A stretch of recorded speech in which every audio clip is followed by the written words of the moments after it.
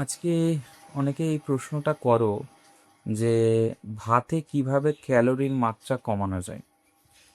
আহ, ভাতও খাবো, অথচ ক্যালোরির মাত্রা বা বিভিন্ন ধরনের যেটা পুষ্টিকর হবে, পুষ্টিকর বিষয়টাকে ভীষণভাবে বোঝাটা কিন্তু গুরুত্বপূর্ণ। তো প্রথম কথা বলে রাখি যে বেশি পরিমাণে কিন্তু ভাত খাওয়া কারোর পক্ষে কিন্তু উচিত নয়। ভাতের বদলে প্রত্যেককেই বলবো যে অন্যান্য ধরনের বিশেষ করে ফল থেকে শুরু করে বা খেজুর থেকে শুরু করে এই ধরনের খাদ্য খাবার তালিকায় রাখাটা কিন্তু বিশেষভাবে জরুরি। এর পাশাপাশি অনেকের প্রশ্ন থাকে যে তাহলে ভাত কি খাবো না? না, ভাত অবশ্যই আমাদের যে প্রাকৃতিক পরিবেশে আমরা বড় হয়েছি সেক্ষেত্রে আমাদের বেশি পরিমাণে অরাইজা সাটিভা, অর্থাৎ আমাদের ধান উৎপাদন বেশি, সেই জন্য স্বাভাবিকভাবে আমাদের কিন্তু ভাত খেতে হয়।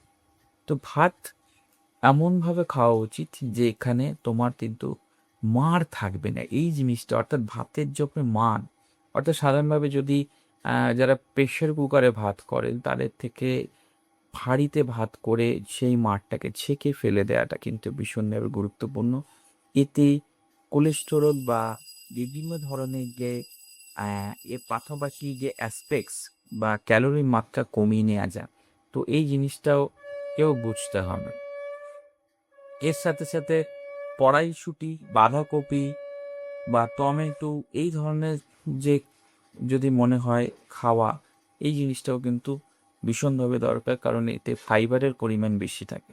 এবং সাদা চালের থেকে ব্রাউন রাইস কিন্তু খাওয়াটা কিন্তু ভীষণভাবে গুরুত্বপূর্ণ, কারণ ব্রাউন রাইস খেলে এতে প্রচুর পরিমাণে অ্যান্টিঅক্সিডেন্ট এবং কিন্তু ফাইবারের মাত্রা বৃদ্ধি পায়, যা শরীরের ক্ষেত্রে কিন্তু ভীষণভাবে উপকারী। তো এই জিনিসগুলোকে বুঝে খাদ্য খাবার তালিকায় রাখলে পরিমিত আহার, জল এবং প্রতিনিয়ত এক্সারসাইজ আপনাকে কিন্তু একটি সঠিক এবং সুস্থ জীবনযাপন দিতে সাহায্য করবে। ভালো থাকুন, সুস্থ থাকুন। আগামী দিনে নতুন কোনো পর্বে নতুন কোনো বিষয় নিয়ে আলোচনা করব।